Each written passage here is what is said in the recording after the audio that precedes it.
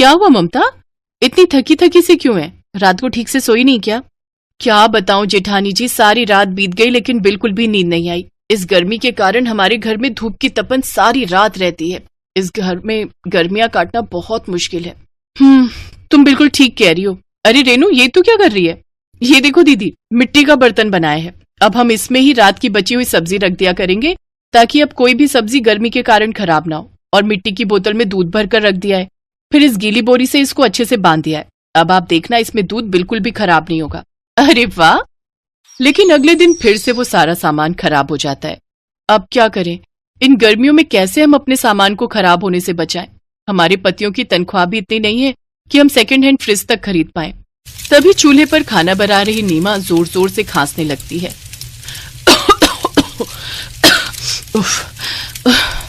इस गर्मी में इस चूल्हे की तपन और खांसी ने तो मेरी जान ही ले ली है। नीमा, जब तुझसे ये चूल्हे में रोटियां नहीं बनाई जाती तो क्यों इसके आगे बैठ जाती है? चल हट, अब मैं ही रोटियां बना देती हूँ।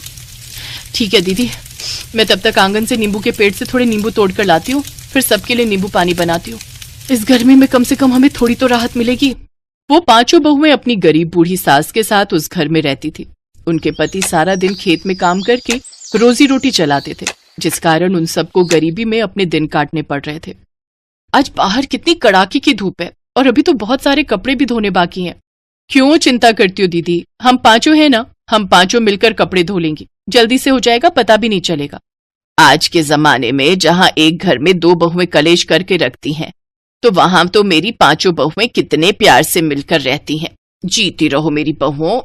फिर पांचों बहुएं जल्दी से मिलकर खाना बना लेती हैं, जिसके बाद पांचों जल्दी से सारा काम निपटाकर आंगन में बैठकर कपड़े धोने लग जाती हैं। धूप में कपड़े धोने से उन पांचों बहुओं को लगातार पसीने आ रहे थे।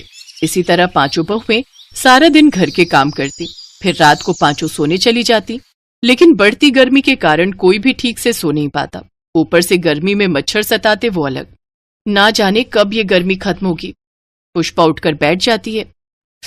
ओफो, इस गर्मी में तो बिल्कुल भी नींद नहीं आ रही। ये चटाई भी कितनी गर्म है, ऊपर से घर की दीवारें भी। ऐसी ही रात बीत जाती है। उनकी सास गायत्री मटके में से पानी निकाल कर पीती है। उफ, ये मटके का पानी है या चूल्हे का उबला हुआ पानी? इस मटके के पानी को पीकर तो मेरा गला ही जल गया। तुम दोनों अभी जाकर ठंडा पानी लेकर आओ, नहीं तो मैं तो इस गर्मी में प्यासी ही मर जाऊंगी। माँ जी, आप चिंता मत कीजिए, मैं अभी आपके लिए तालाब का पानी लेकर आती हूँ। रजनी और पुष्पा तालाब पर पानी लेने जाती है, लेकिन तेज धूप के कारण उसका पानी भी काफी गर्म था। उफ, इस तेज धूप ने तो तालाब के पानी को भी नहीं छोड़ा। चलो पुष्पा, थोड़ी देर इस पेड़ की छांव में बैठ जाते हैं। दोनों तालाब के पास लगे पेड़ के नीचे बैठ जाती हैं, जहां ठंडी ठंडी घास पर बैठकर दोनों को बड़ा ही आनंद आ रहा था। हाँ, इस ठंडी घास में बैठकर तो बड़ा ही मजा आ रहा है ना जेठानी जी? हाँ, घास तो हमेशा ठंडी रहती है क्योंकि इसे जमीन का पानी जो मिलता है। चल अब घर चलते, देर हो जाएगी। कुछ देर बाद दोनों सर पर मटका उठाए घर आ जाती हैं और अपनी सास को उसमें से पानी पीने को देती हैं।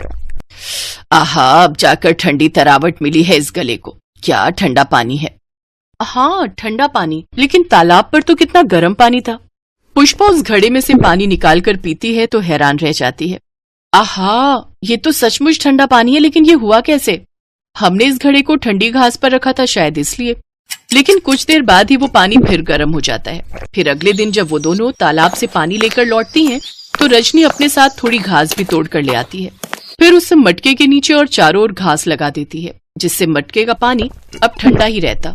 ऐसे ही समय बीतता है, लेकिन गर्मी थी कि बढ़ती जा रही थी। एक रोज ऐसा लग रहा है मानो मैं घर में नहीं बल्कि ईंट की भट्टी में बैठी हूँ। ये गर्मी तो इस साल मेरे प्राण लेकर ही मानेगी।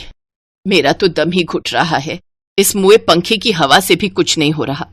तभी पुष्पा की नजर मटके पर लगी घास की ओर जाती है और उसे एक तरकीब सूझती है।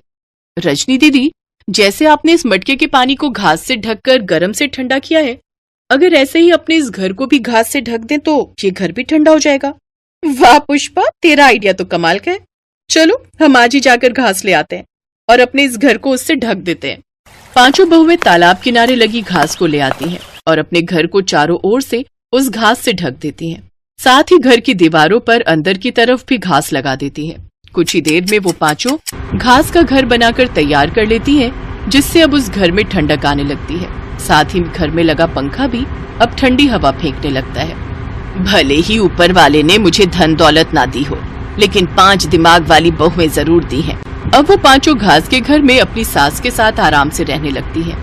एक रोज, बहू खाने में क्या बनाया है? माँ जी रात की सब्जी बची है, थोड़ा आटा लगा दिया है, उसके साथ ही खा लेंगे। लेकिन जब रेनू उस मिट्टी के बर्तन में रखी सब्जी को निकालती है तो वो खराब हो चुकी होती है। अरे ये क्या, इसमें से तो बास आ रही है, लगता है गर्मी से सब्जी खराब हो गई। मिट्टी के बर्तन में रखने के बावजूद भी ये सब्जी खराब हो गई। कितनी बार कहा है इनसे कि एक पुराना फ्रिज ही ले आओ, लेकिन ये लोग सुने तब ना। तभी वहाँ उनके 5 पति भी खेत से लौट आते हैं। हाँ, जैसे कि पैसे तो पेड़ पर उगते हैं ना, जो तुम लोग फरमाइश करो और हम पूरा कर दें। कितनी मुश्किल से इस कड़ी धूप में खेती बाड़ी करके हम तुम लोगों का पेट भर पा रहे हैं, ये हमें ही पता है। हाँ, और मुझे नहीं लगता कि अब हम इस कड़ी धूप में और ज्यादा दिन खेती बाड़ी कर पाएंगे। सारा दिन धूप में खेत में जलते रहो, लेकिन फिर कुछ कमाई नहीं हो पाती। मेरी मानो तो हम सब शहर चलते हैं नौकरी करने के लिए। लेकिन बच्चों, शहर जाने के लिए कुछ पैसे भी तो चाहिए। 5 भाई गांव के जमींदार के पास अपने खेत गिरवी रखकर कुछ पैसे उधार लेते हैं और शहर काम की तलाश में चले जाते हैं। अब गायत्री अपनी 5 बहुओं के साथ गांव में अकेले रह जाती है और गर्मी का सामना करती है। लेकिन अभी भी हर रोज उनका कोई न कोई सामान खराब हो जाता है। आज फिर से सारा दूध खराब हो गया इस गर्मी के कारण। इस घास के बने घर से हम तो गर्मी से थोड़ा बच गए, लेकिन ये सब सामान नहीं बच पा रहा। मैं तो कहती हूँ जैसे तुम लोगों ने घास का घर बनाया है, ऐसे ही घास का फ्रिज भी बना देते तो शायद ये सामान भी खराब नहीं होता। क्या कहा है माँ जी आपने? ये विचार हमारे दिमाग में क्यों नहीं आया? लेकिन इसके लिए हमें एक बेकार फ्रिज भी तो चाहिए होगा। याद आया, कल ही अपने गांव का वो जग्गू कबाड़ी वाला एक बेकार सा फ्रिज लेकर आए। क्यों ना हम उससे वो फ्रिज लेकर उसे घास का फ्रिज बना दे। फिर वो 5 उस फ्रिज को लेकर घर आती हैं और उसमें चारों तरफ घास लगा देती है। अब ना तो कभी उनका दूध और ना ही सब्जी खराब होती। एक रोज उनके गांव में शहर से कुछ टूरिस्ट घूमने आते हैं, जो उनके घास के घर को देखकर दंग रह जाते हैं। वाह, ये घर तो कितना इको फ्रेंडली है। आज तक हम इग्लू हाउस, ट्री हाउस में ठहरे हैं, लेकिन आपका ये घास का घर तो बहुत ही सुंदर है। क्या आप हमें यहाँ एक दिन ठहरने के लिए दे सकती हैं? हम आपको इसके बदले 1000 रुपए देंगे। हाँ, क्यों नहीं। ये सुनकर 5 बहुएं बहुत खुश होती हैं। अब उनके दिमाग में एक विचार आता है और वो 5 अपने घर के पास में ही एक और घास का घर बनाकर तैयार कर देती हैं और उसमें टूरिस्ट स्टे का बोर्ड लगा देती हैं, जिसमें अब लोग दूर दूर से उस घास के घर में रहने के लिए आते हैं, जिससे अब वो अच्छी कमाई करने लगती हैं और अब उनकी गरीबी भी दूर होने लगती है। साथ ही उनके पति भी शहर से लौट आते हैं। अपनी पत्नियों की मेहनत देख वो सब भी बहुत खुश होते हैं। अब वो भी उनके काम में उनका साथ देते हैं और गांव में रहकर ही अच्छी कमाई करने लगते हैं।